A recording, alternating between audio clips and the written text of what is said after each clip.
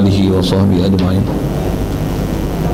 Qala Syekh Musannif rahimahullah ta'ala faslun wa nisa'u fihi fi talaqi darbani darbun fi talaqihinna sunnatun wa bid'atun.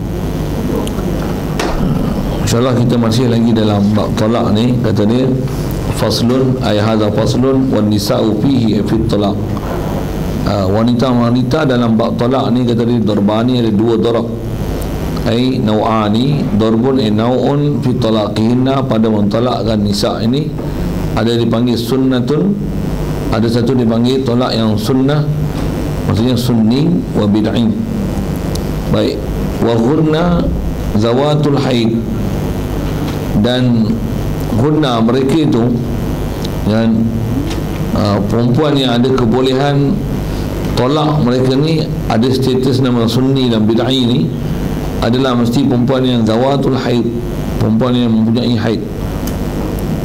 Orang perempuan yang bila ada haid, kalau dia ditolak, dia ada istilah pada mereka yang dipanggil tolak sunni dan bid'i. Kalau sebut sekali lalu dengan mudah, sunni bid'i itu nak menunjukkan istilah je, dia bukan menunjukkan tolak masa tu dapat sunat, kan? Maksud sunni ni maksudnya dia ialah tolak yang menepati piawaian syarak, yang waktu itu adalah sepatutnya dijatuhkan tolak, itu sunni. Bila bid'i maksudnya dia menyalahi daripada kawaid syarak, yang zaman Rasulullah salafus soleh dulu tak pernah ada di kalangan mereka yang menjatuhkan talak pada masa itu, kerana tak cukup piawaian untuk dijatuhkan talak pada masa dan saat itu. Itulah dipanggil bid'ah.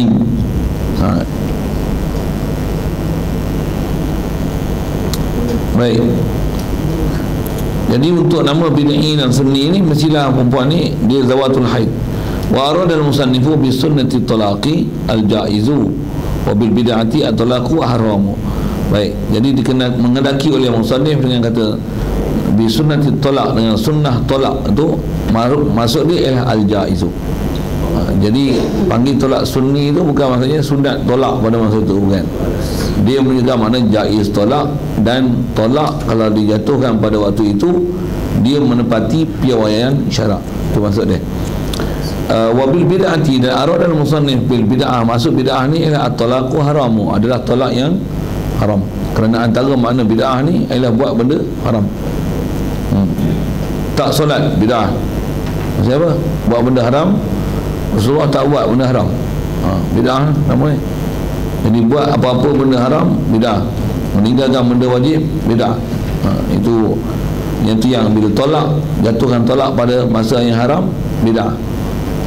Itu dalam bab ni dipanggil ada bid'i sunni. Baik, fasunnatu in waqa'a zawju talaqa.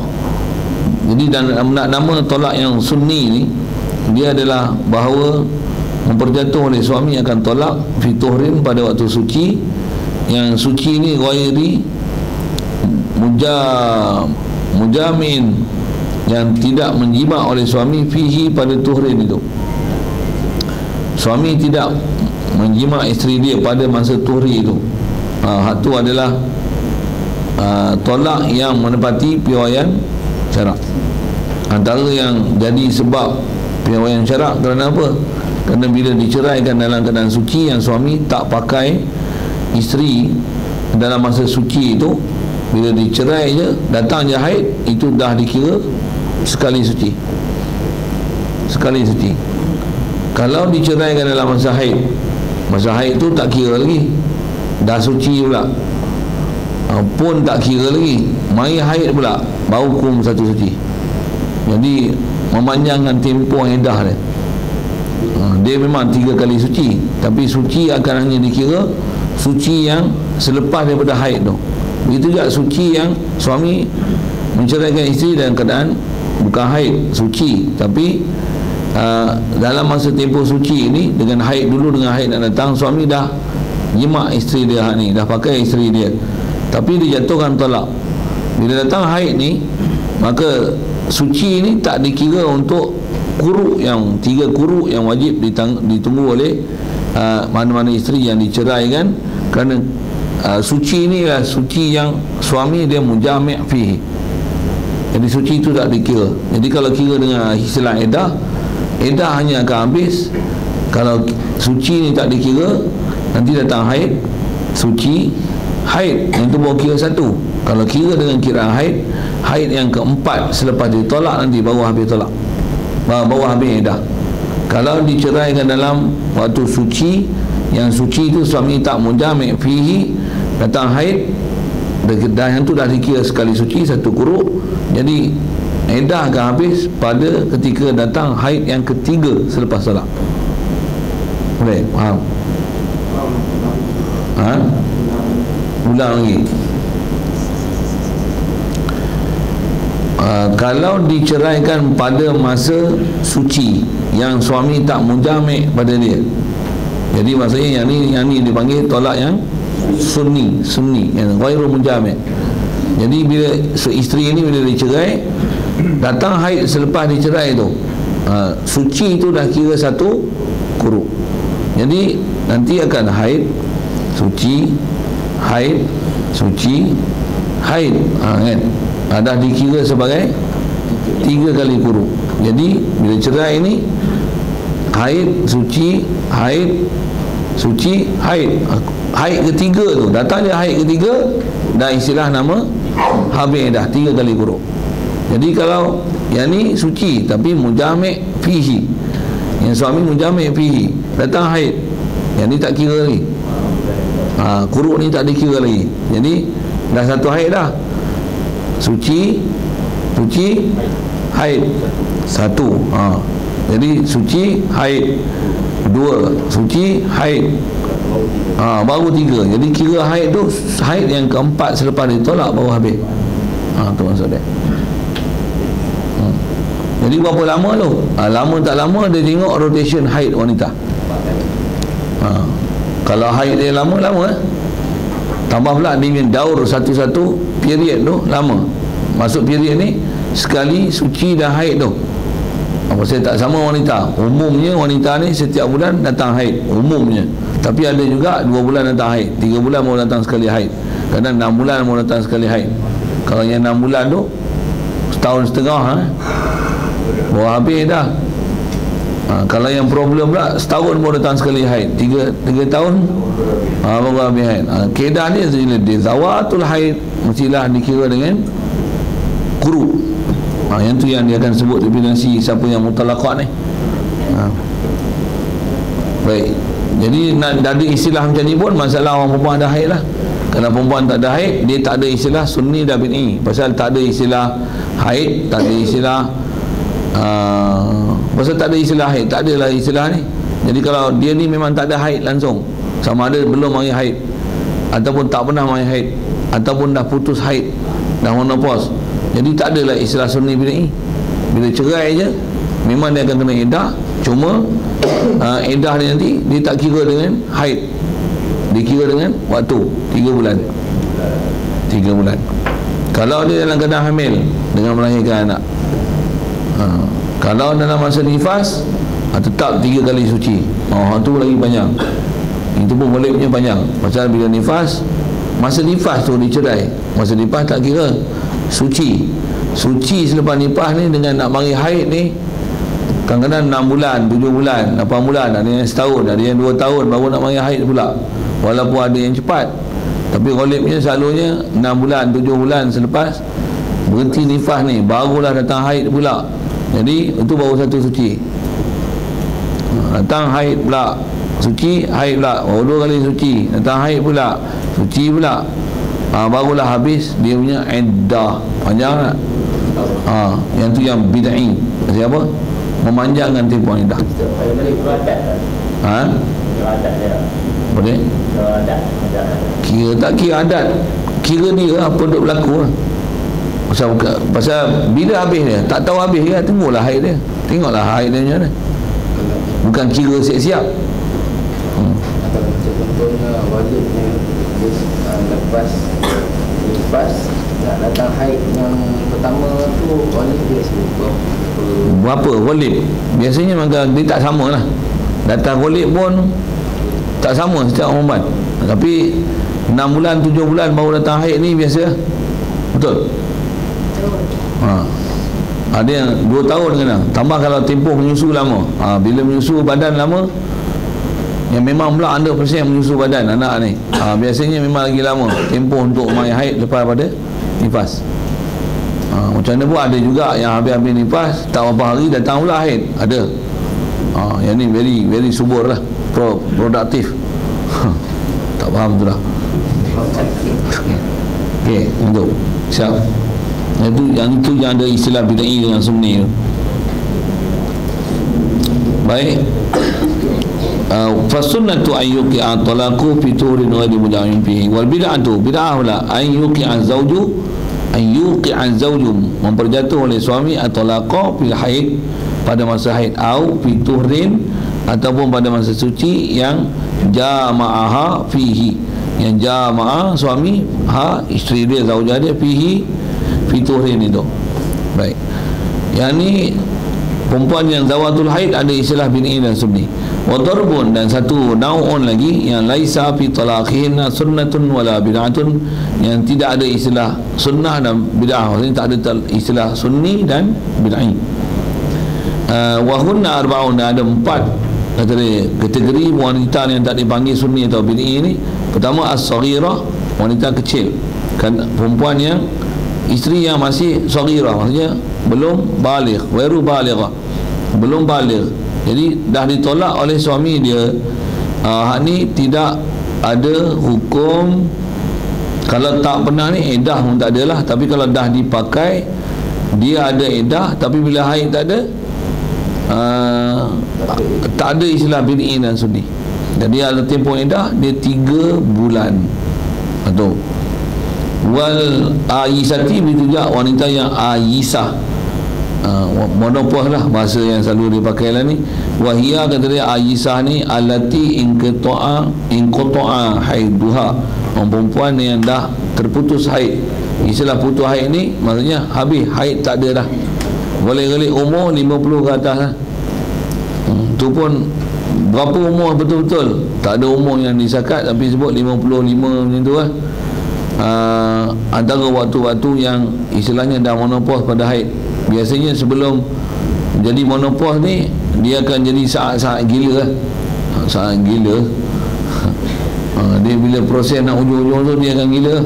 Datang haid 3 bulan tak berhenti, darah keluar sebaldi. Ada juga. Saya pasal ada orang tanya satu, saya boleh cerita. Kata dia, kalau nak kira sebaldi, ustaz, darah dia mana darah tu tak tahulah ustaz. Kalau ikut mati dah saya ni. Kata dia, darah keluar banyak sangat. Tak larat nak tukar.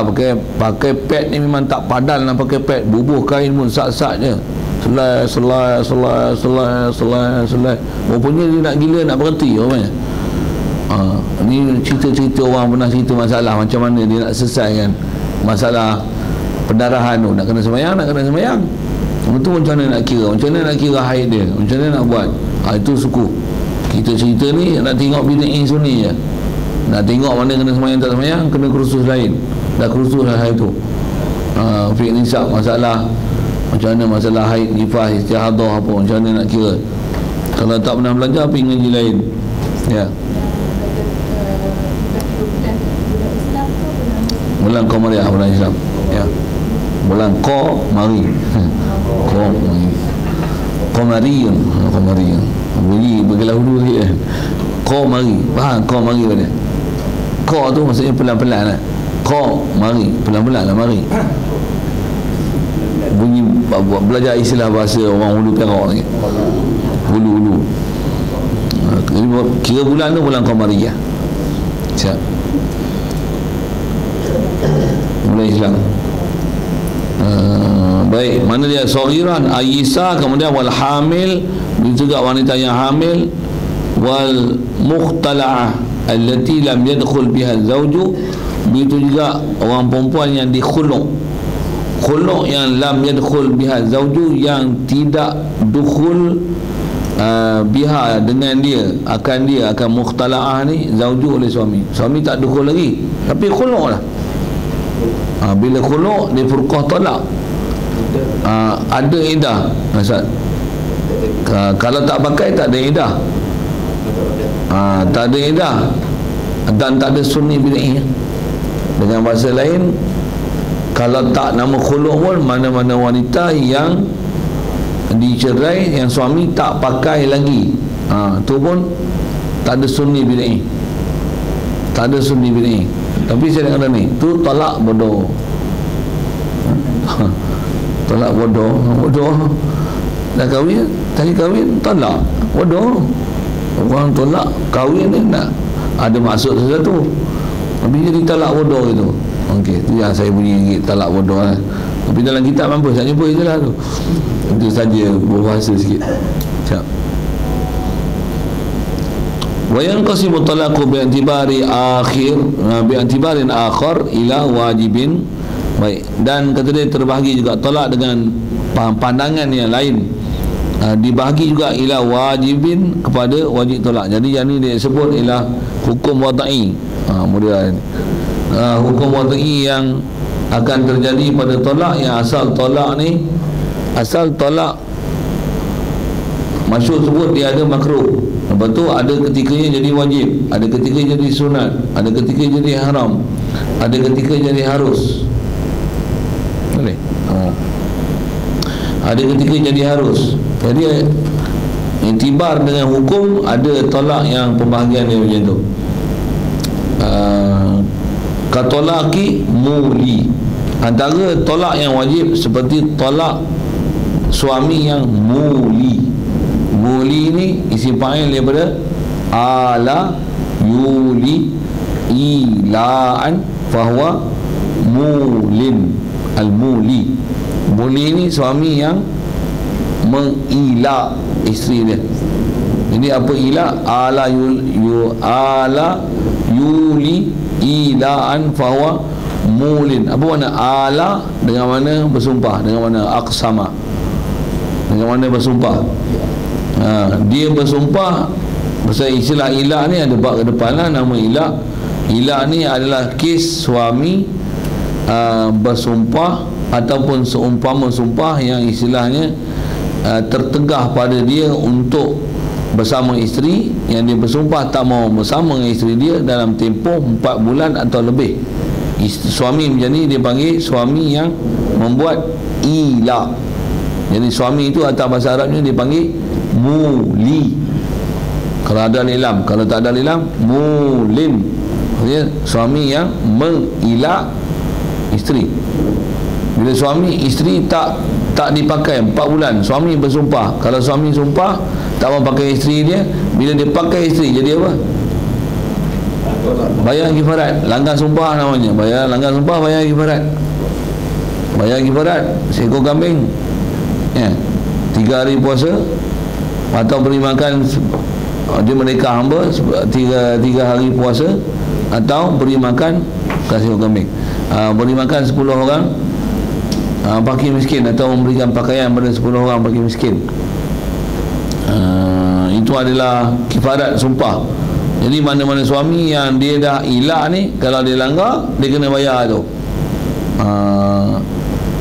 Yang tu nisbah langgar tu satu hal. Tapi kalau dia langgar, dia habis lah, dengan tak jadilah ilah, tapi dia kena bayar kifarat lah. Kifarat langgar sumpah. Tapi kalau dia nak jaga sumpah dia, dia istilah ilah. Jadi dah terlepas benda ni berlaku, kalau isteri buat laporan, isteri pun dia kita sebut tadilah, dia ada basyariyat takaza. Saya ulang beberapa kali istilah tu kan. Ada fitrah kemanusiaan dia pun nak dengan sesuatu juga. Suami tak boleh nak beri, teruzur nak beri kerana dia nak jaga sumpah dia. Dia pun tak ada duit nak bayar kifarat apa, malas nak puasa pula tu. Betul dia nak jaga. Jadi ada satu perundangan dalam syarak yang kalau suami bersumpah macam ni, maka ada keharusan pada ada satu hukum yang dipanggil ilah tu, yang suami akan disuruh pilih dalam selepas daripada 4 bulan tempoh ilah, sama ada pakai isteri dengan bayar kifarat ataupun bayar kifarat ataupun cerai kan dia. Tu jadi tolak wajib. Yang tu jadi tolak wajib tu. Dia rasa sekali lalu saya sebut dah apa yang katakan ilah tu.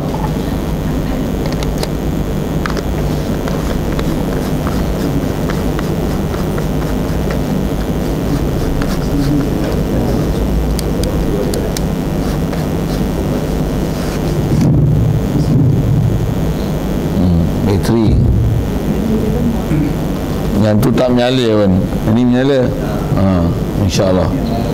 Kalau gila juga, memang gila ni lempar je. InsyaAllah. Baik. Bateri tak ada, jenuh pulai, jenuh katok, tak nak. Tak betul cara ni. Lepas tu kena bagi tempoh setahun tu, baru tak ada tu. Wajib betul lah, tolakil muli. Ada orang tak faham tu. Okay. Tolakil muli. Baik, jadi ada iktibar hukum ni, ada wajib satu. Jadi berubah wajib pasal apa? Dia adalah hukum yang ardi, yang mendatang. Pasal asal tolak ni hukumnya asal sebut abu hukum talak. Harus masyhur atau hukum asli. Hukum Allah SWT ardi, hukum zati dia adalah makruh. Ada ketika jadi haram. Ini yang sebut. Ada ketika tolak wajib. Wajib ni apa? Tolak muli wajib. Bila sampai tempoh 4 bulan, suami masih tak mau pakai isteri, kalau suami tak mau mencerai pun, mahkamah boleh gunakan kuasa dia, panggil suami. Kalau suami tak mau talak pun, mahkamah memisahkan, akan menjatuhkan talak bagi pihak suami dengan paksaan. Yang ni pun ada bab lah depan, atas nama bab ilak tu. Yang ni yang ditanya juga tadi, yang kita ada sebut sekali lalu. Kalau bab ilak macam ni, baru ada mahkamah kuasa macam ni. Kalau suami tak ilak, jadi maksudnya tak ada halangan untuk dia. Tapi dia tak bagi isteri apa yang sepatutnya diberi, dan tak ada halangan, tapi dia tak nak bagi. Tu otak tak ada kot. Yang tu kan. Tu saya sebut tadi lah, kaedah penyelesaian macam mana. Tu cari jalan lah isteri macam mana nak bagi suami pakai dia. Pelik.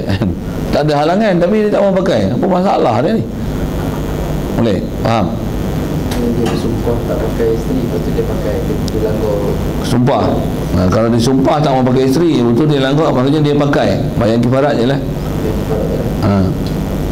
Jadi dia kata dia tak pakai isteri 4 bulan. Lepas tu 4 bulan tu tak pakai.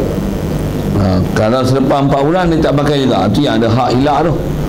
Kalau dia tak pakai, kalau dia nak tunggu lepas 4 bulan dia pakai, dia lepas 4 bulan dia pakai, tak ada apa-apa kan? Pasal tak langgar sumpah dan tak langgar kehendak fitrah orang perempuan tadi, isteri ni. Boleh. Jadi kalau dia tetap tak pakai, macam mana pun isteri ni bila dia buat laporan tu, yang nama kes tu ilak, masih tak pakai sedangkan tak ada halangan untuk pakai. Dan selepas tempoh ilak, mahkamah akan panggil. Kalau suami tak jatuhkan tolak dengan permintaan isteri nak juga, itu suami tak mau bagi, boleh dia jatuhkan tolak dengan paksaan atas nama ilak. Seorang mulia ni ada dua pilihan lah. Sama ada langgar sumpah, pakai. Kalau yang memang 4 bulan bila lebih, dia tak ada istilah langgar sumpah lah. Pakai isteri, jadi habis kes. Kalau dia tak mau pakai, mahkamah boleh kuasa tolak, jatuhkan tolak bagi pihak suami, pisahkan suami isteri ni. Pasal ada barang tak mau pakai, itu kot bahasa dia. Tapi bahasa tu kasar sikit lah kan ni.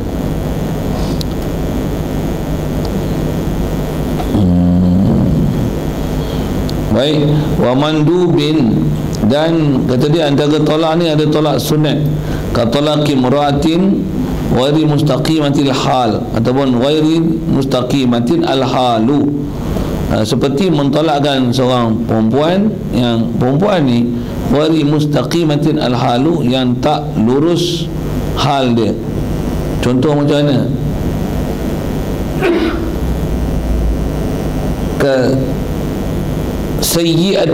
sayyiatil khuluqi, seperti buruk akhlak. Buruk akhlak ya, bukan tak sembahyang. Buruk akhlak ya, ada sunat talak yang dia. Kahwin mau tahu perangai apa? Buruk akhlak lah. Apa akhlak buruk umuman? Buka aurat, tak sembahyang. Itu bukan sayyiah khuluq, itu teruk sangat kan. Kalau akhlak ni, kalau faham ni, maksudnya hukum syariat dia jaga. Sembayang dia jaga, sembayang, puasa, aurat tutup, pakai burdah lagi, tapi mulut lesio. Mulut ni abang. Oh.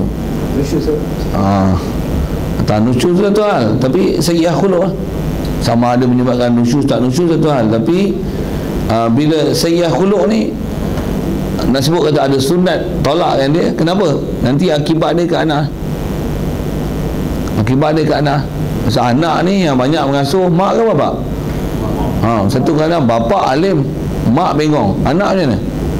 Bangang.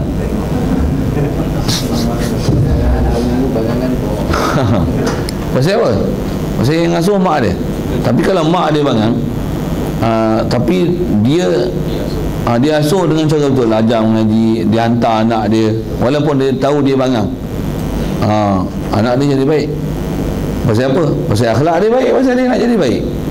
Tapi akhlak ni, kalau kata mak dia tak bangang, anak mak dia pandai, tapi akhlak buruk, sikit-sikit babi, dajjal, tak elok perkataan tu, bodoh,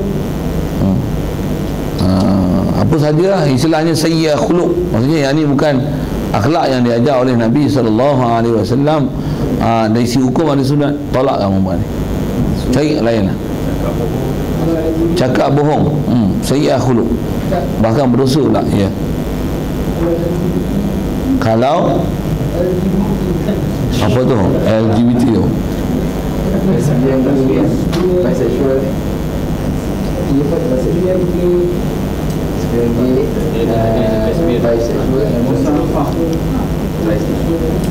dari si hukum itu gila punya lah, bukan sayyi'ah khuluq lah. Tu macam-macam tindakan syarak boleh kena tu, ta'zir ada kena, tu teruk lah, tu banyak tu. Dulu tak tahu kes, kawan-kawan tengok, baru tahu rupanya. Ingat bikir, rupanya nama je bikir tapi sayyib. Semak macam mana baru tahu apa nama LADP yang ke SBN tadi. Sajalah masa tu. Sebab saya punya dengar elok pasal dapatan khuluq ni, maksudnya perangai. Jadi kalau sampai tu yang kalau sampai SABK ke apa saya dah lawak guna bahasa. sorry saya bukan ni nak kata sekolah-sekolah tu, tanya main lawak bahasa sikit. Jadi kalau sampai kes macam tu yang nanti sampai ada istilah li'an, sampai anak dalam perut pun tak boleh nak diakui, suami pun meragui anak ni anak siapa ni. Tu yang jadi li'an tu. Yang tu kes li'an. Pasal nanti kalau dia tak li'an, anak tu nanti kalau bercerai sekalipun, anak tu nanti dia kena tanggung pasal nisbah ada dia. Nanti binti nanti buat surat, buat kad merah, bin bapak tu. Jadi kena li'an, nafikan anak tu. Tu yang ada kes li'an, kami insun lah. Tapi atas cerita bicara ni tang khuluq je, ada sunat. Jadi kalau sampai bab-bab macam tu, dia akan jadi wajib lah. Wajib lah. Musahaqah apa tu, masalah tu. Ya. OKU. Yang tu di atas kesabaran suami nak terima tak terima.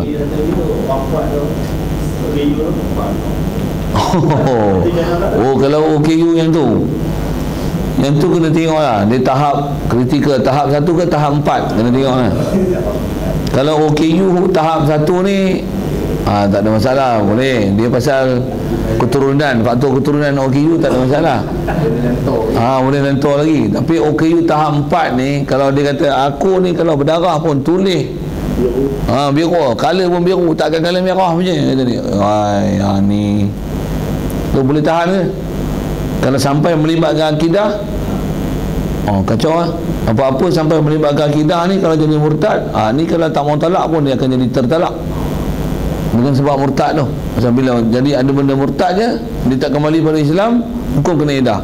Tertegah suami nak pakai isteri, isteri pun tak boleh terima suami dia. Dia akan ada zaman furqah tu. Kalau dalam masa terjadinya murtad, auzubillah, dia akan diistilahkan kena pisah suami isteri, dan ada istilah isteri akan kena beredah.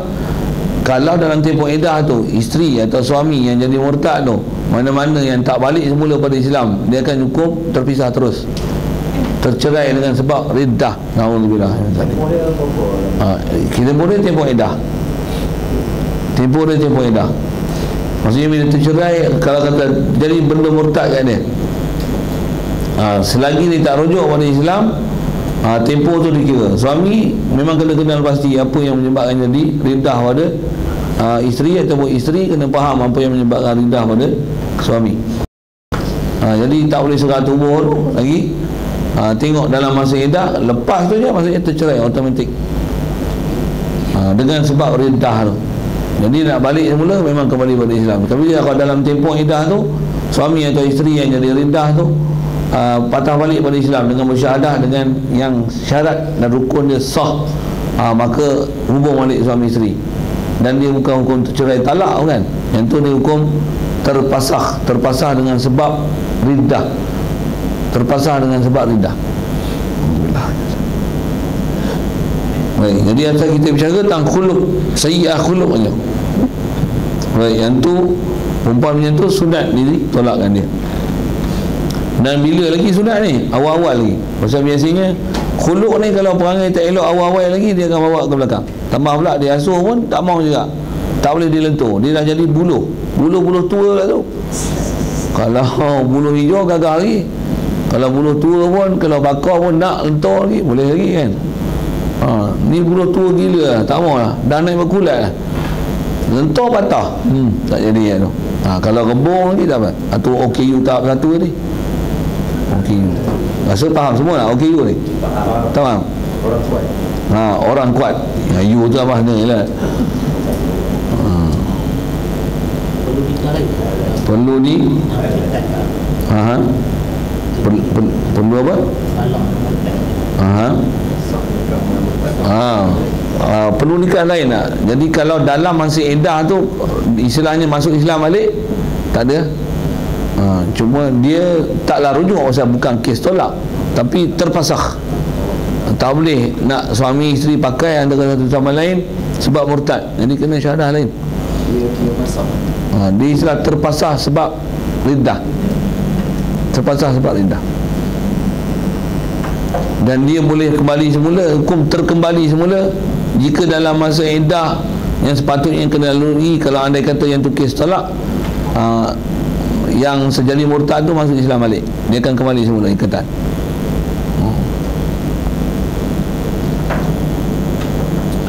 Baik, wa makruhin, dan juga antaranya ada hukum tolak makruh, qatalaqi mustaqimatil hal. Seperti tolakkan orang perempuan yang lurus kelakuan dia. Maksudnya orang perempuan baik tapi suami tolak, makruh. Memang makruh lah. Satu lagi bahasa lain sebut tak? Tolak bangang. Okey, bagus. Apa ni cakap macam saya tak? Jaya tu. Alhamdulillah. Apa ni? Saya cara berfikir tu sama kan? Satu kata. Cara berfikir tu sama. Kau tolaki mustaqimatillah. Isteri yang macam ni sepatutnya bukan ditolak lah, hak tu lah dijaga. Wa haramin, dan ada tolak haram. Kau tolaki bid'ah, seperti tolak bid'ah tadi. Tolak dalam masa haid, tolak masa nifas, tolak dalam keadaan tuhrin yang suami mujamin fihi. Baik. Wasabaqa, dan sabaqa, dan telah terdahulu ia tolak bid'ah ni. Wa asyara al-imamu li talaqi al-mubahi bi talaqi man la yahwaha zawju wa la tasmahu nafsuhu bi mu'natiha bila istimta'in biha. Baik. Dan telah mengisyarat oleh imam, itulah imam ni Imam Haramain lah ya, mengisyarat oleh Imam Haramain ditalak mubah. Jadi dia sebut ni pasal apa? Imam Haramain antara ulama fiqh yang Syafi'i yang memberikan contoh kepada tolak mubah. Maksudnya ada tolak wajib, tolak sunat, tolak haram, tolak makruh. Tolak mubah macam mana? Mengisyarat oleh Imam Haramain tolak mubah macam ni. Macam ni taswir masalah dia. Ditolaki man dengan mentolakkan man ni isteri. Isteri mana? La yahwaha zawju, yang tidak mengingini, tidak berahikan akan dia oleh suami. Itu kot bahasa orang Sabah. Masuk yahwa ni itulah tak anda tak gairah, tidak menggairahkan suami akan isteri ni. Tak berahi lah. Bahasa lain panggil berahi kan. Tidak memberahikan dia. Cuma bahasa berahi tu macam bunyi bahasa gatal sikit kan. Okey. Tidak bernafsu kan. Bahasa tu nampak lembut sikit daripada berahi. Berahi ni nampak macam bahasa gatal sikit kan. Tidak bernafsu kan. Maksudnya suami tak ada keinginan langsung pada isteri. Tengok macam tak ada selera je, selamba je. Tengok isteri dia, abang, saya ni isteri abang kan. Memang awak isteri saya. Dia senyum gitu je. Mau tak tahu je. Itik betina tu duduk. Itik jantan dia macam mana? Itulah lam yahwaha. Kemudian suami la yahwaha wala tasmahu nafsuhu bimu'natiha, dan tidak tasmahu nafsuhu,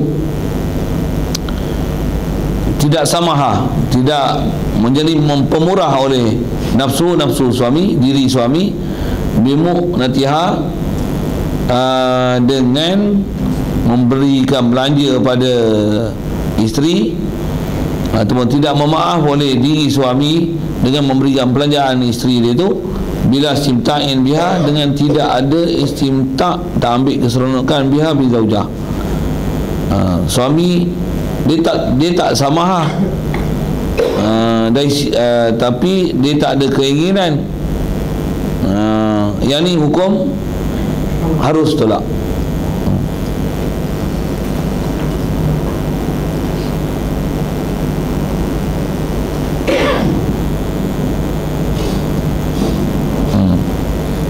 Jadi dia sara-sara tapi rasa tak senang hati. Pasal apa? Pasal dia tak boleh nak istimta'. Pasal apa tak istimta'? Tak teringin, tak ada selera. Itu kahwin buat apa? Kenapa kahwin dulu tak tahulah. Mungkin ada orang nak bagi kan, ada orang nak kahwinkan juga, ada orang nak bagi juga lelaki ni jadi menantu dia. Ni kawan tu pun nak tanah. Tak apalah, saya setuju bagi nikah dia, wali saksi jalan lah. Bagi nikah dia tak mau pakai. Ya. Ya. Antaranya istimta' tu, kalau tubuh lah, umum istimta' ni kalau ikut umum lah, dia bukan tubuh, enggak pun tak nak, tengok pun tak teringin. Dia macam kucing bagi ikan pun duk ikan depan mata. Mana? Tak semestinya sengkau tu. Maksudnya kalau dia tamuh tu pun kurang-kurangnya ada benda yang dia nak boleh pakai lah. Dengan sebab dia boleh pakai, dia nak pegang apa ke, katalah gitu. Dengan sebab itu dia tak ada masalah untuk dia nak keluar belanja. Pasal sekurang-kurangnya ada istimta' yang dia boleh buat. Yang tu hukum ada juga makruh. Pasal ada keinginan, cuma tak sampai tahap tu lah. Satu hari nanti sampai kat tahap tu, katalah dengan ayat macam tu. Pasal nak tengok hukum tu, status yang nak disyarah oleh Imam Haramain, nak mengatakan yang ni tolak dia hukum jaiz. Hukum jaiz. Saya lupa tentang beza jaiz, mandub dengan mustahab apa tu. Yang tu pun kalau ingat saya dalam fiqh Syafi'i kita sama je. Sama je. Jaiz, mandub siap. Mandub sunat tu. Kalau sunat jaiz haruslah. Mandub mustahab kot, sunnah. Itu kot. Kalau tak jaiz harus. Mustahab, mandub. Tu sunat. Sunat sama? Mustahab, mandub, sunnah, yusannu misalnya. Sunat. Dalam fiqh Syafi'i kita seingatnya istilah mandub, mustahab, sunat, yusannu tu sama. Sama hukum. Bukan sunnah tu yang tentu sunnah dengan sunat. Sunat tu dari kalau kita fiqh ni dia jarang sebut dengan sunnah, dia sebut dengan sunat. Kalau ada pun yang ni, itu yang dia tak panggil sunnah, dia panggil sunni bid'i. Tapi kalau boleh kata seluruh kitab fiqh ni, kalau ada perkara tu yang dibuat dapat pahala, tinggal usaha sama ada dengan ada sunnah ataupun bukan melalui sunnah, tapi melalui qawaid ijtihadiyah ulama mujtahidin ni, dia tak gunakan bahasa sunnah biasanya, dia akan guna bahasa sunat, yusannu. Yang ada memang istilah sunnah dan muqabil dia adalah bid'i taniyah. Satu khusus dalam bab tolak ni dipanggil sunni bid'i. Dia tak kata tolak sunat dan tolak tak sunat, tak ada. Bid'i, sunni. Bid'i siapa? Tak mengikut spesifikasi syarak. Sunni mengikut spesifikasi syarak. Okey, itu dia panggil Sunni. Dalam sini lah, kalau fiqh Syafi'i kita sama, kalau fiqh lain ada yang berbeza. Kalau fiqh kita sama, ini tak ada beza antara mazhab mustahab, sunat, mandub, yundabu, yusannu, yustahabu, sama.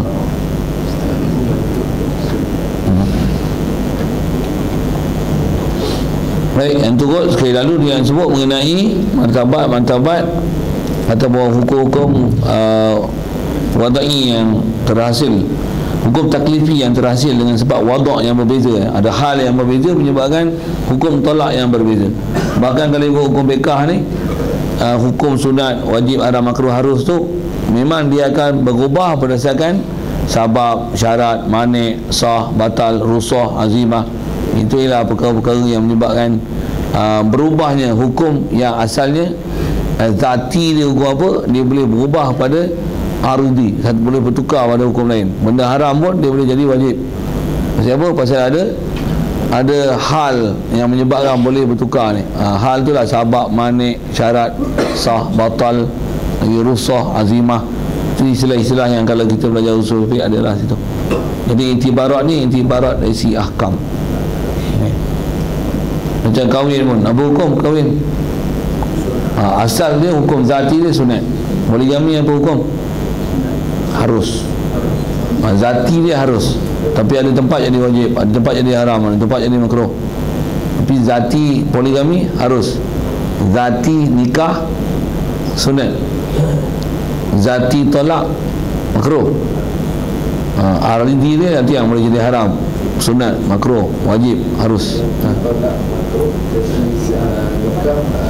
Sunat, zati poligami harus, harus. Zati solat wajib, zati zikir lepas sembahyang sunat.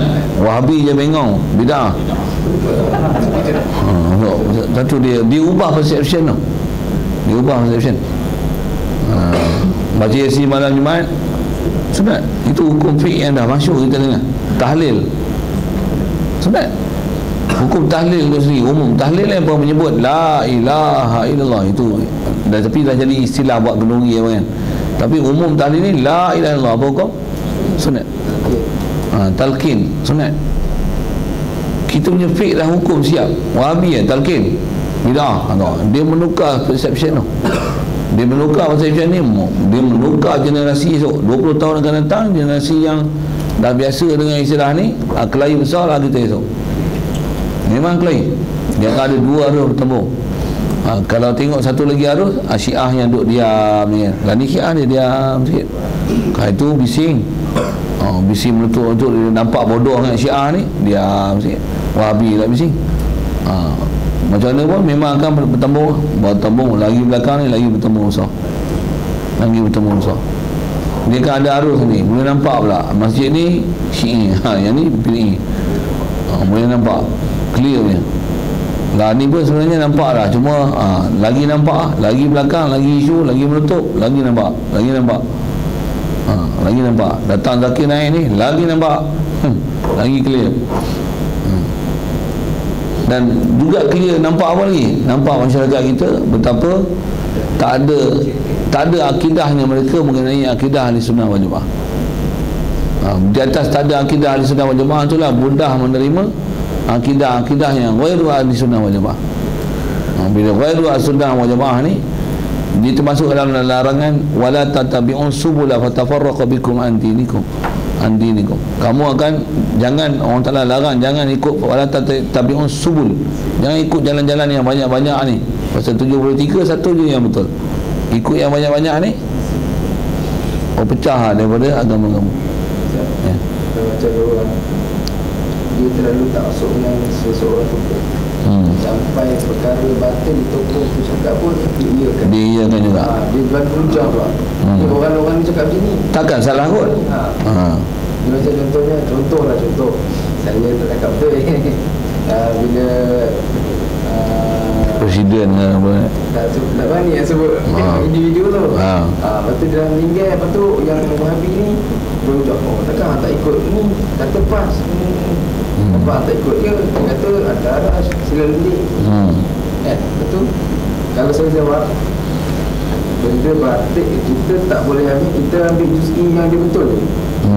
Maksudnya jangan ambil kuli, ambil juz'i yang dia betul. Kata ni bab ni beradab macam ni. Tapi kalau bab akidah dia kata itu salah, kata salah. Salah lah. Itu macam contoh Zakir Naik. Dia nak cerita bab dia perbandingan agama. Islam orang itu memang bidang dia. Tapi kalau cerita bab tawasul, bab istighfar, bab tabarruk ni bukan bidang dia. Kita tolak yang tu kan. Ya. Maksudnya kita ambil juz'i sajalah. Dia bagi dia. Ya. Taksub tu. Yang ni yang masalah. Yang ni yang kata kita kena ngaji agama ni. Kita ngaji agama, kita bukan ikut orang di atas orang itu, tapi diikut di atas apa yang betul itu. Macam mana pun Imam Syafi'i memang betul, tak ada yang salah. Hanafi, Maliki, Hanbali, walaupun mereka ni bukan Nabi Rasul, mereka tak maksum. Memang Wahabi selalu berhujah gitulah kan. Memang Nabi, imam-imam ni mereka bukan maksum, tapi ada satu istilah yang ulama bagi kita, Aulia Allah mengistilahkan mereka, ulama salafus soleh mengistilahkan mereka macam ni. Apa dia? Mereka ni mahfuz, dapat tu yang diistilah didoakan mereka, hafizahumullah, rahimahumullah, dapat doa tu. Tambah sahabat radhiyallahu anhum wa radu anhu, mereka dapat pangkat-pangkat tu. Yang belakang ni boleh sebut Najib rahimahullah, ada Dr. Zakir Naik rahimahullah, tak ada orang tak sebut macam tu. Pasal apa? Pasal tak mahfuz. Dia tak mahfuz. Sultan kalau ghafarallahu lah kan. Kalau ulama-ulama yang memang mereka ni dia istiqamah di atas benda yang hak, semasa hidup lagi dah disebut hafizahumullah, hafizahumullah. Ulama ahli sunnah wal jamaah memang ini uslub kita diajar oleh ulama. Selagi di atas jalan hak, kita doakan hafizahumullah, hafizahumullah. Kalau Wahabi, kalau ulama besar-besar dia pun dia tak kata hafizahumullah. Kalau Syiah dia melampau pula sampai dah alaihi salam. Ali alaihi salam. Mana wali Allah bertabat dia kalau yang sesat tu lebih pada tu.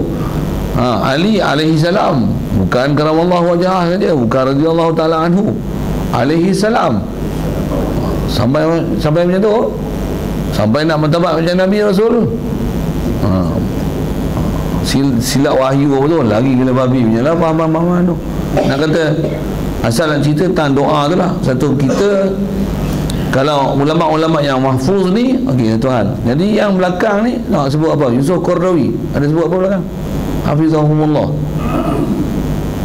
rahimahumullah. Dapat gelaran kan ulama sedunia. Qaddasallahu ruhah. Tak ada pun orang sebut itu, saya tak pernah dengar lagi. Kalau gelaran orang, dia kata apa kat dia? Imam Yusuf Qardawi, dia ni apa? Ulama sedunia. Dengar, ulama tasawuf, ulama sedunia. Nak fokus itu, ulama dunia. Kadang tak ada se pun, ulama dunia. Kalau saya kata memang betul, ulama dunia, bukan ulama akhirat. Memang dia ulama dunia, tapi bukan ulama akhirat. Maksudnya apa? Jelatin babi tak apa, masalah perempuan boleh. Betul? Qurabi cakap macam tu kan? Tak tahu. Dr. Mazhar itu memang dia punya idola dia lah. Kita kalau ikut macam mana? Sewil, salam perempuan gila babi, mana ada? Tak ada kaedah ahli sunnah wal jamaah yang boleh salam perempuan. Yang dia orang bagi hujah kata tak ada syahwat Imam Hanafi apa? Yang kau pergi faham elok-elok, itu bab wudu bukan bab salam. Kalau macam Mustafa Bu'ah, dia mengucapkan tentang yang Allah tu, itu benda bukan besar kan, bukan usul, benda tu benda bulat kan. Tak, dia menindakkan yang khazah tu kena tengok juga apa yang dia tidak kan tu. Kadang-kadang syarahan tu tak diberi syarahan yang betul. dia menidakkan yaqadhah dengan Rasulullah tu ya. Kalau nak menidakkan pun, saya benda ni pun saya pernah ngajar, dan ada orang yang dia syadid sikit lah bab ni. Saya kata kalau zaman lah ni tak ada orang boleh yaqadhah, mustahil yaqadhah. Waktu dia kelahi lah dengan saya, dia kata, Ustaz, dia pula pernah mengaji Indon, jadi dia cakap pun pelak Indon. Dia kata, Ustaz bilang tadi ada hukum yaqadhah melihat Rasulullah ni adalah mustahil, sedangkan Syekh Ibn Hajar apa dia sebut lah, okey, orang mengaji lah, orang tahulah isi kitab ni, mengatakan harus berlakunya yaqadhah ini. Bagaimana Ustaz bilang boleh mengatakan ini adalah mustahil? Saya kata, dengar perkataan saya dia tahu. Dia dah cakap Indon, saya cakap Indon je lah kan. Boleh lah gitu, saya bukan orang Indon, tapi dah biasa tengok filem Indon ni, boleh lah akomodasi bahasa Indon ni. Saya bilang mustahil itu mengapa?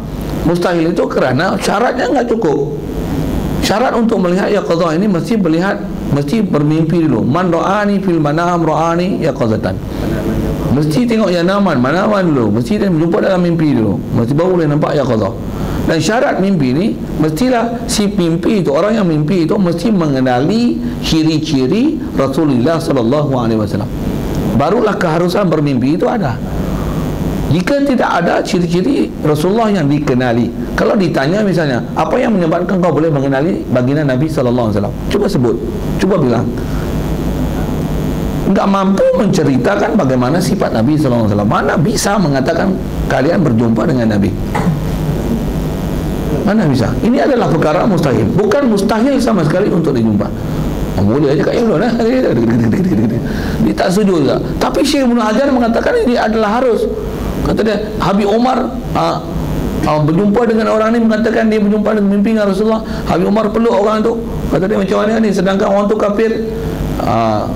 Kalau kata Habib Umar sekalipun, tengok, kalau kata memang orang ni tokoh, dia mengaku memang dia ni dikenali sebagai orang yang arif billah, kenal dengan Nabi, dan tengok dengan sebab dia mimpi Nabi jadi akhlak baik, okey, boleh tanggung dia punya cakap tu betul. Tapi nak bagi buka pintu semua orang yang bila jumpa yaqazatan itu adalah yang dijumpa itu ialah Rasulullah, sedangkan ciri Rasulullah dia tak kenal. Ini tak bisa, mustahil. Kalau didakwa pun mengaku bahawasanya yang dijumpa itu adalah baginda Nabi SAW, itu adalah palsu kerana syaratnya enggak cukup. Itulah maksud saya mustahil berlaku melihat yaqazah. Kena tengok Syekh Abu kata apa katalah. Takut benda tu dimanipulate kan. Kalau dia tak akidah ahli sunnah wal jamaah, kalau dia syarah betul memang betul je. Takut argumentasi itu dia tak faham apa maksud yang kita duk kata mustahil tu utama mana, yang harus tu utama mana. Sebab kataan dia memang istihalah, tapi tak tahu dia kata istihalah bagi orang sekarang ke ataupun sebab dia Imam Suyuti pun ada Habib Fatawi pun dia kata dia lebih dari 70 kali dari apa orang Nabi kan. Sebab itu memang ada dia orang kan. Dia tahu ada syarat-syarat dia untuk dia nak kenal apa. Maksudnya orang sekarang itulah dia misalnya istilahnya bukan menafikan yaqazah dari segi keharusan berlaku, tapi menafikan dan memustahilkan yaqazah kerana syarat yang tak cukup. Lebih kurang kalau nak sebut bandingan tanzir dia macam mana mustahil, bukan memustahilkan kebolehan jadi mustahil, tapi dengan apa yang ada memang mustahil lah mustahil. Memang mustahil akan ada mustahil zaman lah ni, dan takkan ada. Kalau nak cakap pun bahasa sendiri macam ni, kita berseronok zaman lah ni. Siapa? Begitu ramai mujtahid. Macam mana kita hidup zaman sahabat dulu, begitu ramai mujtahid dari ulama. Boleh faham tak siapa? Tak faham. Pasal zaman lah ni ramai mujtahid tak? Ramai orang tak mau pakai ulama Syafi'iyah, Imam Syafi'iyah, Nabi, Maliki, Hambali. Semua nak al-fiqh wa sunnah, Al-Quran wa sunnah, Quran wa sunnah. Mazhabi, mazhab Al-Quran wa sunnah. Anna li laysa li mazhabun khas. Bukan saja khas, laisa bi mazhab, mazhabi huwa as-sunnah wal Quran. Maka nah sahih minal hadis fa huwa mazhabi. Wah, hebat dia.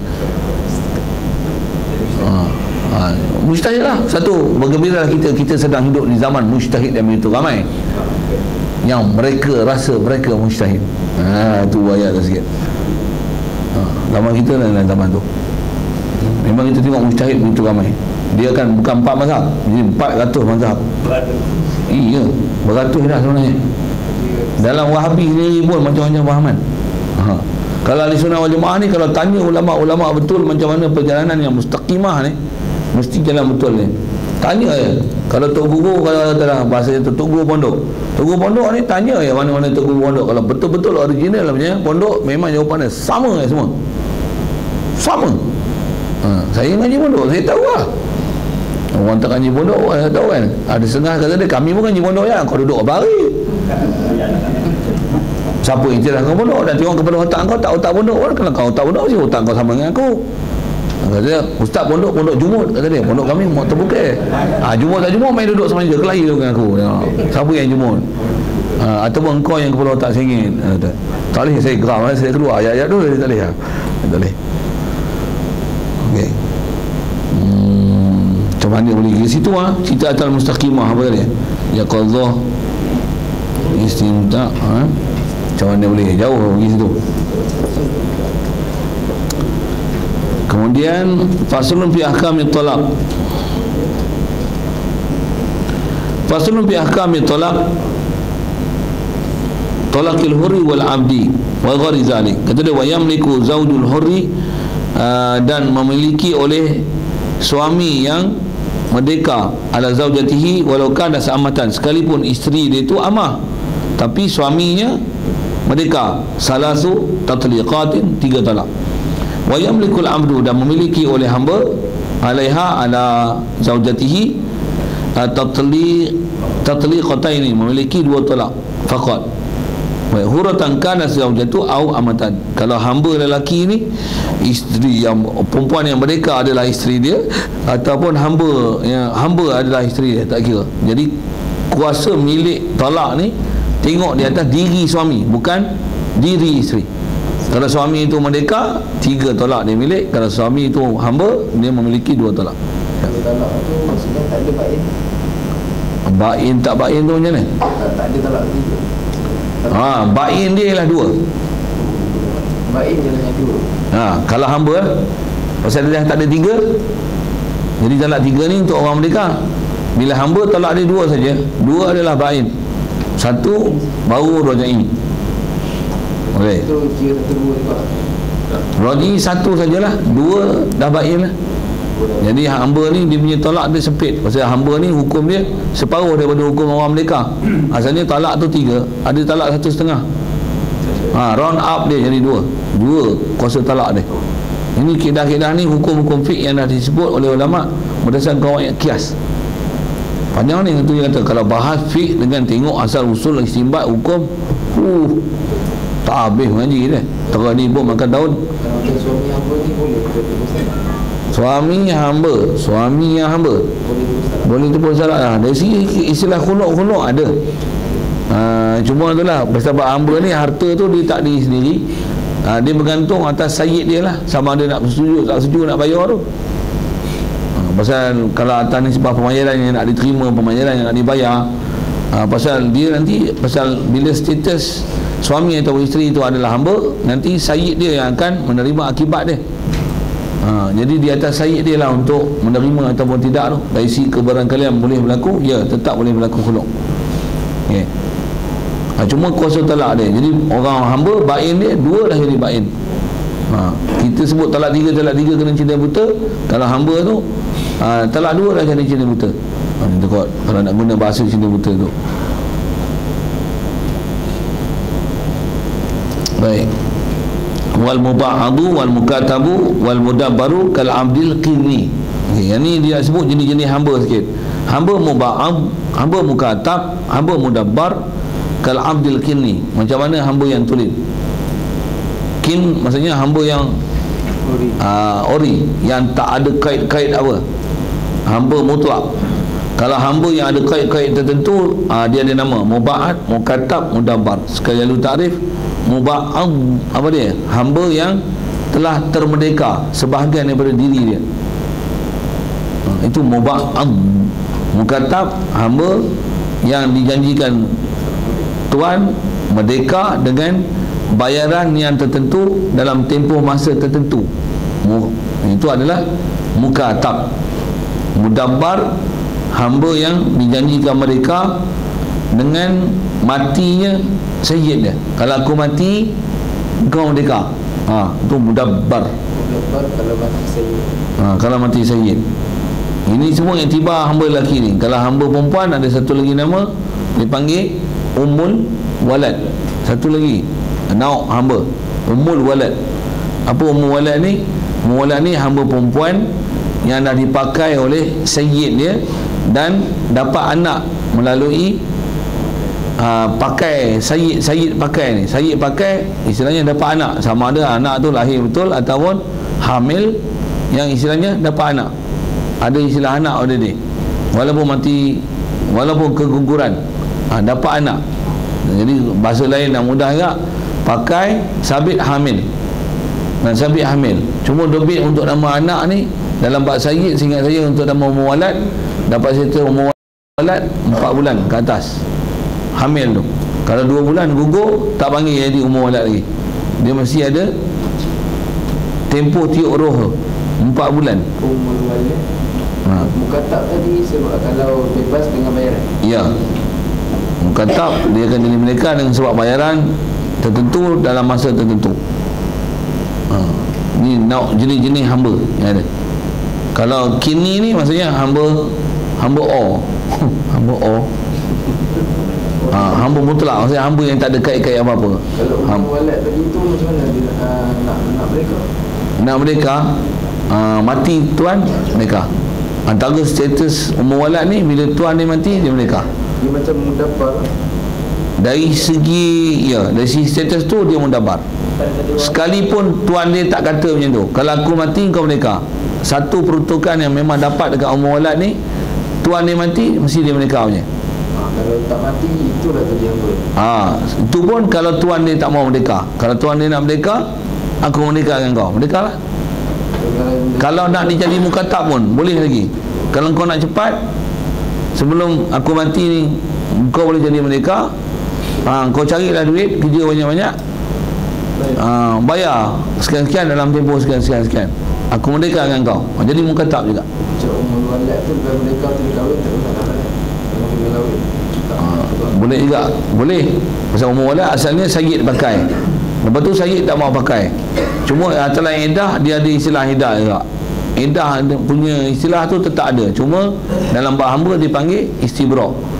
Kalau dia nak kahwinkan dengan orang lain, dia kena istibra' kan hamba dia yang Ummul Walad yang dia dah pakai ni, dah dapat anak pada dia. Pasal dia nak kahwinkan dengan orang lain, boleh dikahwinkan. Tapi bila dah dikahwinkan, haram sayyid pakai. Pasal dah jadi suami orang. Kalau dah lepas tu bercerai apa-apa, sayyid yang ambil balik dan dia boleh pakai dan tetap ada istilah iddah. Cuma di atas kuasaan dia, dalam pemilikan dia. Dia ada bab khas lah bicara bab ni. Ini pun panjang juga bab fiqah, bab hamba. Antara saya mengaji bab hamba ni panjang kan. Bab hamba ni. Pasal hamba ni pun salah satu benda yang ada dalam syariat tak? Ada. Nak tahu proses hamba ni, tunggu Imam Mahdi datang esok. Imam Mahdi silap sebut. Imam tunggu Nabi Isa. Nabi Isa bunuh je Dajjal, bunuh semua kafir yang lelaki baligh atas muka bumi. Tak ada seekor tinggal. Babi pun tak ada tinggal. Seekor pun tak tinggal. Pasal antara perbuatan yang akan dibuat oleh Nabi Isa ialah bunuh semua babi. Antara babi tu antara babi tu Dajjal and the gang. Mana yang pada zaman Dajjal jadi Dajjal. Bunuh. Dan dia tak ada pada zaman pemerintahan Nabi Isa, tak ada kafir zimmi. Kafir zimmi tak ada. Kafir zimmi tak ada. Kafir zimmi pun tak ada. Jadi bila semua lelaki yang baligh dibunuh, yang kafir ni, yang tinggal semua orang Islam, jadi yang kafir ni tinggal apa? Perempuan, kanak-kanak. Semua tu tawanan orang Islam. Nabi Isa and the Muslimin bersama dengan dia. Bayang tak berapa ramai?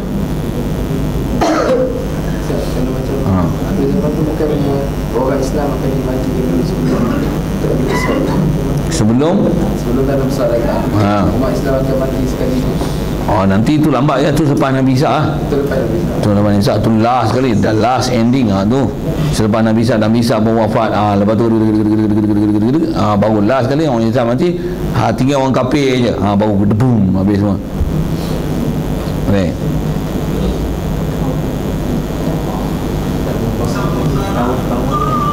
Hamba yang telah termerdeka sebahagian daripada diri dia. Macam mana tu? Sedikit taswir macam dia. Allahumma salli ala sayyidina. Katalah ada seorang ni ada hamba, dia mati.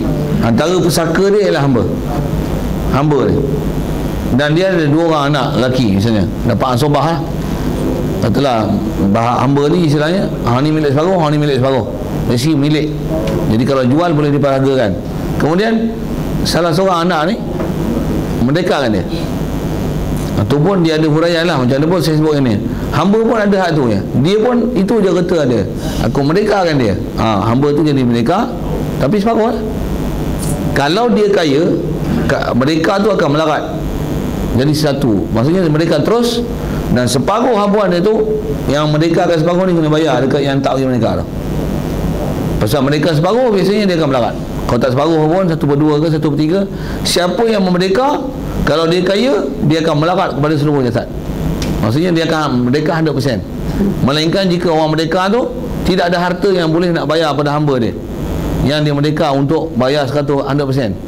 Kalau dia kata banyak tu je harta dia pun yang ada hamba je, aku merdekakanlah hamba ni, padahal yang tu jadi habuan dia, dan dia tak ada harta lain. Hamba ni akan merdeka setakat mana yang ada tu.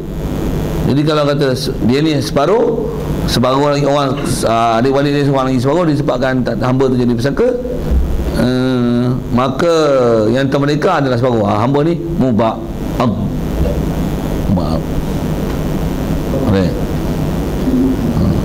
Untuk macam mana cerita dia? Panjang cerita hamba lah pula. Memang boleh cerita, tapi belakang kita banyak ada satu kami jom lah, belajar lah ngaji lama sikit.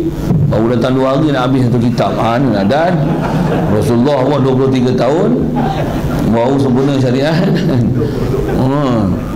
Ni 2 hari pula tu 2 jam mic pula buat bisin pula. 3 lai baca, tiba-tiba nak jadi ahli ulama terus. Betul nak keluar fatwa. Lepas tu semak status hadis katanya. Dia mungkin kena semak macam-macam lagi, nak semak status hadis. Itu orang pula ada pula saranan tu ya, suruh minum dugro. Okey. Ya. Suruh pondok. Okey. Di sebelah ke depan ni Yasir boleh isi senang. Ada keperluan ke untuk bicara apa soalan malam? Ittihad hulul apa tu? Ada? Yang mesti ada tu. Pasal baca tu lagi, dia konan kot lain, masa kot jadi suntuk sangat. Dulu. Ya, tanya dulu. Okey. Sebab talak tadi. Suami dia balik, dia bagi. Suami dia pun baca, saya ceraikan awak. Adakah bacaan menyebabkan jatuh talak pada si isteri itu? Suami tu baca. Suami tu bodoh ke dia tak tahu ke apa dia baca? Tak maksudnya. Kalau baca dalam hati tak ada masalah. Kalau sebut, tentulah awak bodoh sangat pergi sebut. Benda tu lepas sore. Takkan kau tak perasan kau baca. Melainkan dia pun tak tahu. Cuba abang baca. Akut suami dia tu Arab. Untuk dia baca, aku talak akan dikau. Clean. Dia Urdu, cakap Tamil. Apa ini? Tak apa, saya dah tak isteri abang. Masa abang telah mencerai saya. Apa ini? Saya tak faham. Apa itu? Talak, saya tak faham. Parah dia. Dia mula cakap Tamil ya. Yang tu tak adalah. Betul. Satu saya dia hamba, dia ada hamba lagi, dia bagi nikah dengan satu perempuan mereka. Lalu hamba lagi ni bertalakkan dia dengan talak bagi yang kedua kali. Ya. Jadi orang ni kembali ke dia berisi, dia kena Cina buta kan. Ya. Saya tu boleh jadi Cina buta tak? Syed dia boleh jadi Cina buta dia tu tak? Tak ada halangan rasanya. Masalah untuk jadi Cina buta tu Syed dia, tak ada masalah.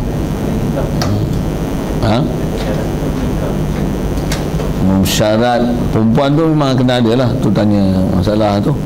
Maksudnya mesti isteri yang dah cerai dengan suami dia tu hamba, pasal dia milik talak 2 je, jadi bain. Soalan dia tanya masalah bolehkah janda hamba ni yang jadikan muhallil dia tu adalah sayyid dia? Tak ada masalah. Tak ada masalah. Pasal sayyid bukan boleh ambil apa-apa kat isteri hamba tu.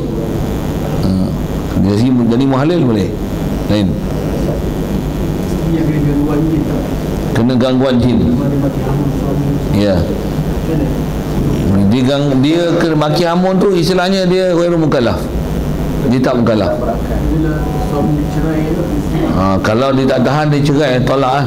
status tolak tu arah dengan Rasul. Kena tengok masalah dia ada haid tak ada haid tu. Jadi kalau nak cerai juga kena cari kondisi yang bila main haid, suci pada haid, dia memang ada kena gangguan macam tu, dia pun tak larat duduklah dengan isteri macam ni, pening aja macam mana, bila suci yang dia tak pakai tu jatuhkan talak. Kaedah dia macam tu lah. Kalau dia memang boleh hidup juga, dia nak sabar juga, kata dia aku rajin baca Quran sikit, nak ruqyah isteri, kata dia silakan.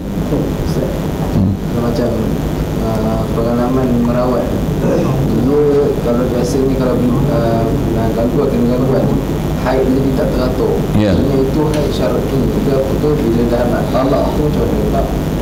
Yang tu kena ngaji bahir lah. Dari segi hukum syarat yang teratur tak teratur, yang tu bukan ada keupayaan kita nak kena. Memang kadang ada datang pendarahan tu sebab gangguan, ada juga.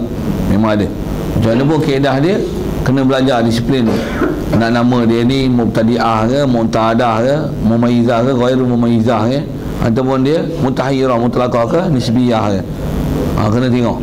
Jadi mana tu akan menentukan status haid dia dan kaedah menghukumkan mana haid.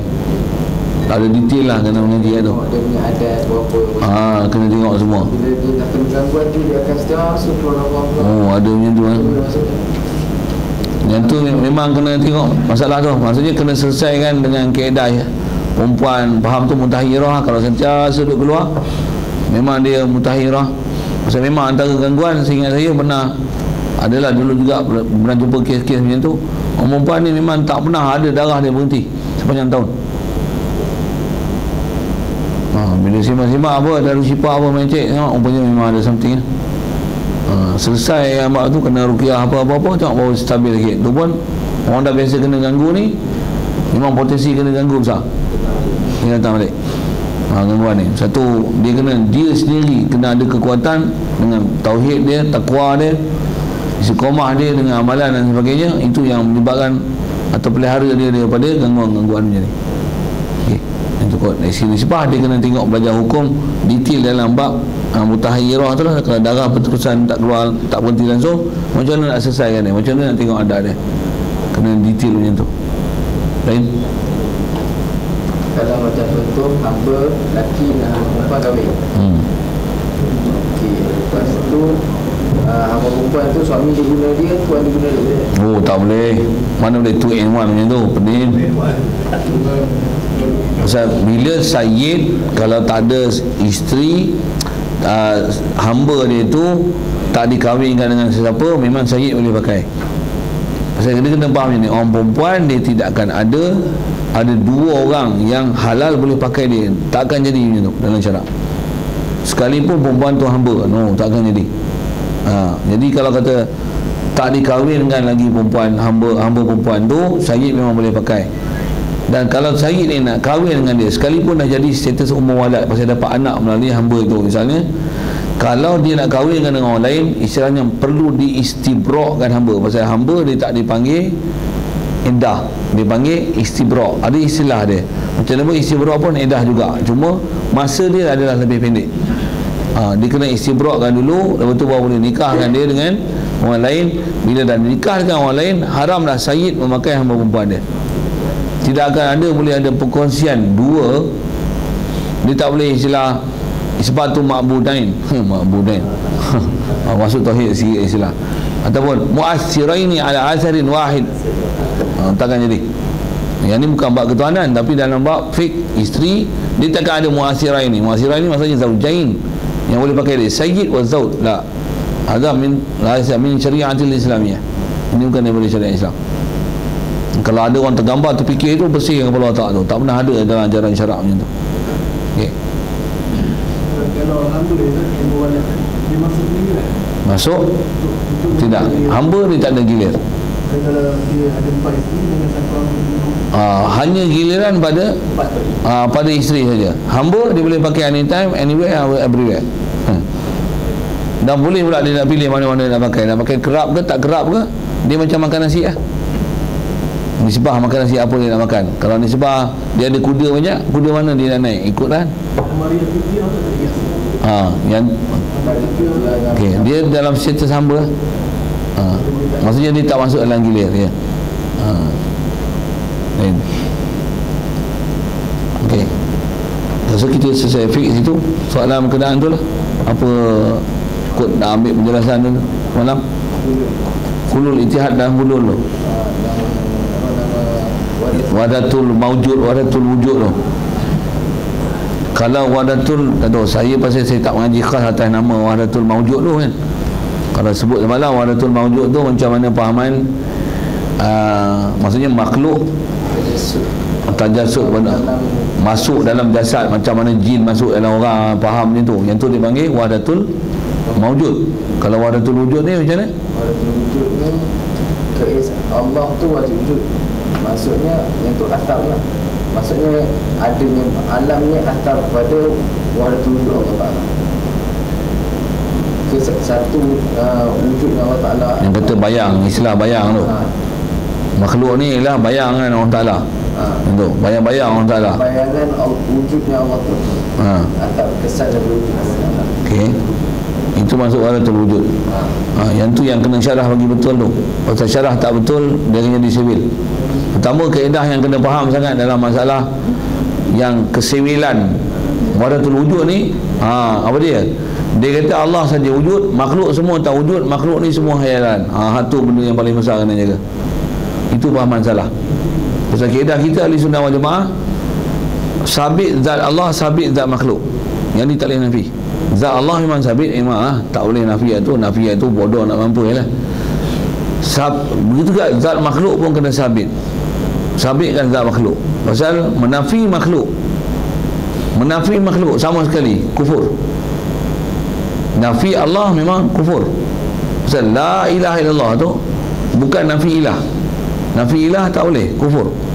Dan bukan nafi makhluk. Nafi makhluk orang kufur. Nafi ilah ni dia panggil kufrul soreh. Siapa? La ilah, bukan nafi ilah. La ilah, bukan nafi makhluk.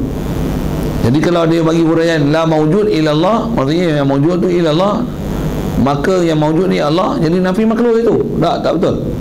Bukan pahaman la ilaha illallah macam tu. Pasal la ilah tu bukan nafi ilah, la ilah tu bukan nafi makhluk. Dia akan menafi apa? Dia menafi uluhiyah, bukan nafi ilah, bukan nafi makhluk. Cuma nafi ilah adalah nafi kufur soreh, menafi makhluk adalah kufur lazim. Pasal apa? Menafi makhluk, pertama sebut macam ni dulu, bodoh. Pasal apa? Kita makhluk tak? Kita makhluk tak? Boleh nafi tak? Mana boleh nafi? Kena isbat tak? Untuk makhluk sabit tak? Sabit. Sabit tak zat makhluk? Sabit. Menafikan zat makhluk kufur. Pasal apa? Menafikan Nabi Muhammad sallallahu alaihi wasallam. Tu masalah ni. Pasal Nabi Muhammad makhluk tak? Kena kata Nabi Muhammad pun ilah juga. Makhluk ke ilah? Makhluk. Sabit tak zat Nabi Muhammad? Nak syahadah apa mesti ada Muhammad Rasulullah tak? Jadi tak boleh nafi Nabi Muhammad. Nabi Muhammad makhluk tak? Nabi Muhammad tak boleh nafi, kita pun boleh nafi tak? Tak boleh nafi. Jadi makhluk boleh nafi tak? Zat makhluk tak boleh. Menafi zat makhluk tak boleh. Jadi makhluk sabit, khaliq pun sabit. Jadi akan ada dua zat yang sabit. Cuma atas istilah ulama, Allah dia sabitul zat, dia sabitul wujud. Itu yang wujud tu bahasa ke Allah Ta'ala. Pasal apa sabitul wujud pada Allah Ta'ala? Kerana wujud Allah Ta'ala memang wujud hakiki, dan wujud dia ialah wajibul wujud, dan wujud dia ialah wujud yang qaim bi nafsihi, yang muqawwim li ghairihi, dan wujud ialah wujud yang zatul qidam. Kita makhluk sabitul zat, tapi kita maslubul wujud. Maslubul wujud bukan maksudnya dinafikan wujud, bukan, tapi wujud kita boleh ditiadakan. Kita boleh ditiadakan wujud kita, tu panggil maslubul wujud. Yang ni orang syarah tak betul ni. Kita sabit zat, zat tak boleh nafi. Dan cuma istilah wujud kita ni dipanggil maslubul wujud. Pasal apa? Wujud kita boleh disalapkan. Salap mana apa? Buang, tinggal. Ada salbiyah. Mana apa salap? Buang, menolak, menafi. Wujud kita boleh dinafikan. Kenapa boleh nafi? Boleh dimatikan kita tak? Boleh ditiadakan kita tak? Bahasa lain, boleh diadamkan kita tak? Kita boleh jadi adam tak? Boleh Allah Ta'ala mengadamkan kita. Jadi kita ni sabitul zat tapi maslubul wujud. Dan wujud kita wujudul jaiz, jaizul wujud. Dan kita wujud yang muhtaj ilaihi, kita berhajat pada Allah Ta'ala. Dan wujud kita ialah zatul adam, ialah zatul adam, zat yang mempunyai sifat tiada. Kita ada keberangkalian tiada, memang daripada tiada dan sekarang ada dan akan tiada. Tu yang dipanggil zatul adam. Allah Ta'ala zatul kidam. Atas akidah ahli sunnah wal jamaah ni, maka dalam berakidah dan istilah, Allah sabitul zat, sabitul wujud. Kita sabitul zat, maslubul wujud. Jadi bila kata makhluk ni adalah bayang Allah Ta'ala, faham? Itu bahasa sastra, bayang. Maksud bayang ni maksudnya dia adalah, kalau disebut dia ialah asar daripada kudrat Allah Ta'ala. Yang Allah Ta'ala bagi jadi makhluk, dan makhluk tu mendalilkan Allah Ta'ala. Satu panggil bayang. Bila bayang akan ada sahibul bayang. Boleh faham? Bukan maksudnya makhluk ni bayang-bayang. Selalunya masalah yang berlaku ni dah dipaham dan digunakan istilah makhluk ni bayang Allah Ta'ala. Dia faham apa? Allah saja. Allah ada bayang tu saya gila awal lagi dah. Dia faham Allah saja ada, makhluk ni cuma bayang-bayang. Dia faham ni tu. Jadi bila makhluk bayang-bayang, bayang-bayang ni hayalan. Jadi kita hayalan je lah. Bila kita hayalan, tu kita ni, kita bukan kita. Kita ni sebenarnya Allah tu yang anallah. Nak mampus. Yang tu yang ni masalah. Ya. Lanjutan daripada ni kan, ada seorang saya pun tak pasti dia ni belajar waktu wujud ke waktu wujud ke tahu tak. Tapi dia kata kalau kita kata kita wujud, kafir. Jadi berlanjutan pada tu lah, mana kita ni tak wujud. Kalau kita kata kita ni wujud, jadi kafir.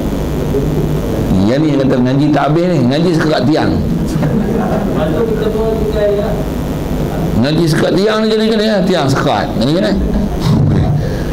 Sekat tiang dia tak boleh tengok view yang keseluruhan. nak suruh kita kata kita ni tak wujud. Tak wujud tak boleh juga. Dan memang kebanyakan perjalanan yang Mungkin tu ada kena-mengena dengan ni sebab apa? tak, memang betul ya, memang ada kena-mengena ya. Antara tak mengena tu mengaji tak habis tu. Tak pun tukang syarah tu bukan dah bengong, kadang hak mengaji pun bengong lagi. Yang tu sikit. Satu dia jadi gitu, syarah dia tak betul. Sampai dia menafikan wujud dia. Bukan menafikan wujud tu maksudnya mengatakan kita tak wujud. Cuma wujud yang kalau sebut Allah sabitul zat, sabitul wujud. Kita ni sabitul zat, maslubul wujud. Bukan menafikan wujud tu. Memang bahasa wujud kita pakai ada, tapi wujud pada Allah Ta'ala dia akan bermakna Allah saja yang wujud, la maujud ilallah. Pasal apa kata maujud itu Allah Ta'ala saja? Pasal Allah Ta'ala wujud dia ialah wujud yang qaim bi nafsi muqawwim li ghairi. Itlaq dipakai oleh ulama-ulama yang macam ni, bagian sufi macam ni, dengan istilah macam ni. Bila sebut Allah Ta'ala wujud, dia akan pakai wujud dengan mana qaim bi nafsi muqawwim li ghairi. Kita qaim bi nafsi muqawwim li ghairi tak? Tidak. Maka kita ni tak dipanggil wujud, kita dipanggil maslubul wujud. Kerana itulah kita tak dipanggil kita wujud. Untuk kita apa? Tu istilah tu kena hafal tu kalau nak faham elok tu. Kita adalah maslubul wujud. Kita wujud tak? Pasal apa kita tak wujud? Pasal kita maslubul wujud. Istilah maslubul wujud pasal apa? Pasal kita akan boleh jadi Adam, dan daripada Adam pun, dan kita jaizul wujud. Bukan menafikan zat. Zat kita tak nafi. Jangan nafi zat makhluk, jangan nafi zat kita. Zat kita wujud, zat kita atas nama zat ada, cuma atas istilah. Kita tak dipanggil zat yang wujud, kita dipanggil zatul adam. Pasal apa Adam? Boleh maslubul wujud. Kita jaizul wujud. Satu, kita tak panggil wujud. Wujud hakiki siapa? Allah. Jadi Allah saja yang wujud. Kalau maksud wujud tu kita kata kita pun wujud, macam mana wujudnya Allah Ta'ala, tu memang kafir ya? Tapi kalau dia faham bodoh je, ngaji tak habis, otak benar pula, Arab tak faham, ngaji pula Tok Guru pun sentot agak, macam mana nak faham? Memang tak faham je. Tok Guru pun dengan tak faham. Saya berani cakap itu pasal saya dah jumpa dah geng-geng ni, dah jumpa dah. Memang ada Tok Guru yang tak faham. Tok Guru pun tak faham istilah tu. Kita tanya dia tak boleh tanya banyak-banyak kata dia. Tapi kita tak wujud. Yang ni bayang aja kata dia. Dia tanya kita bayang. Tanya ni kata dia.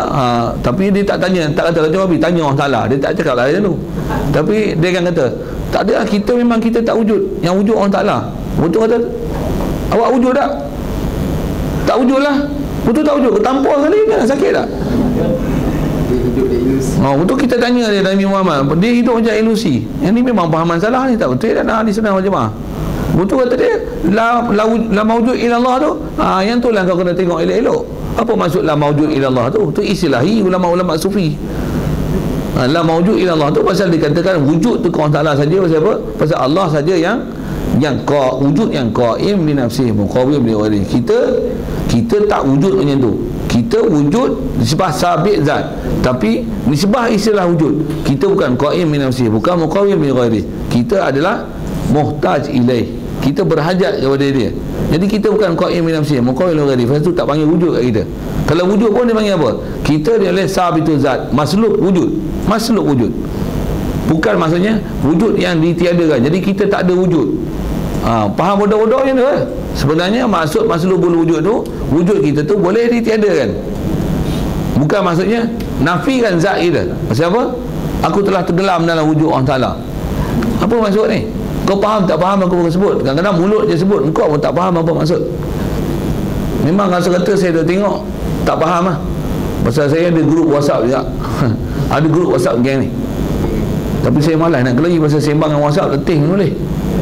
Kalau cakap macam ni, duduk macam ni, kau duduk ni beradab elok, kau tanya elok sebiji. Kalau tak faham, tak faham. Kau berguru kan siapa? Kadang-kadang guru boleh tak orang sebut. Munafik kau ni. Kata, tentang kau tak buku, kau baca buku je ke? Buku siapa kau baca? Berguru berapa tahun kau berguru? Apa salah silah sanad kau berguru? Kitab apa kau berguru? Orang guru kau sampai tak sampai? Usul tak? Kurup tak dengan Allah Ta'ala? Kau tak sampai, kau jangan sembang. Guru kau sendiri, tak ada panggil guru kau main sini. Baik lagi betul-betul. Pasal dia tentang kalimah syahadah pun dia dah salah. Kalau dia nafi makhluk, maksudnya dia nafi Nabi Muhammad SAW. Kau nak jadi apa lah kau nafi Nabi Muhammad? Kafir tak? Kafir dah. Untuk takkan nak kata Nabi Muhammad tak ada, takkan nak kata Nabi Muhammad bayang aja. Apa maksud bayang tu? Adakah menafikan zat dia? Untuk kau nak guna istilah macam mana? Istilah pun kau tak faham. Habis. Jadi macam mana? Kau tobat memang mengaji kat aku. Kau dengar aku elok buat tauhid ni. Lepas dalam itu dia lagi syarahan. Ya, betul. Macam tu juga istilah wahdatul wujud. Dia ada syarahan yang betul, tapi banyaknya syarah gelong. Macam Allah Ar-Rahman ala arsy istawa. Ayat Quran tak? Ayat Quran mesti betul, takkan tak betul. Tapi apa syarahan dia? Allah duduk atas arah. Nak mampu kau? Innallaha ma'ana. Betul tak tu? Allah Taala duduk dalam kita lah. Nak mampu kau? Jadi mesti faham daripada ahli dia. Ayat pula mutasyabihat, dia tak boleh dipakai zahir ayat dengan faham makna secara literal. And just pretend ataupun intimate di atas translation word by words from Arabic to Malay ataupun English. No, you cannot understand with it only. You must get a very good explanation about it. Mula dia cakap mutih, dia geram sikit, dia geram dia bunyi mutih. Tu mula cakap urdu tak habis, tak pandai cakap je. Mana cakap esok saya balas urdu lah. Bola ciko bola. Mula saya cakap urdu lah esok. Geram. Saya bila mendengar tentang maknawiyah, macam bila dah makni tu betul lah. Nak tengah maknawiyah ni payah sikit. Kena ngaji, kau tak faham. Dan ngaji pun kalau ngaji yang kita tak faham, kita takkan ada keupayaan menguraikan maknawiyah tu. Benda senang je. Kalau saya sebut apa? Kan bila Allah Ta'ala kudrat, qadir tidak? Ngaji bahasa Arab kalau senang je. Belajar darab ayat 1000 fahuwa daribun. Faham dah. Saya ngaji dengan arwah tak Tuan Wajir tadi, dia syarah makna Nabiah ni sambil ngaji surah je. Darab ayat 1000 fahuwa daribun. Kalau kata Allah Ta'ala khalaqa tak? Dia khalaqa samawati wal arda. Dia khalaqa tak? Bila khalaqa ada tak sifat khalqu kat dia? Bila dia ada khalqu, dia khaliq tak? Khaliq itulah maknawiyah.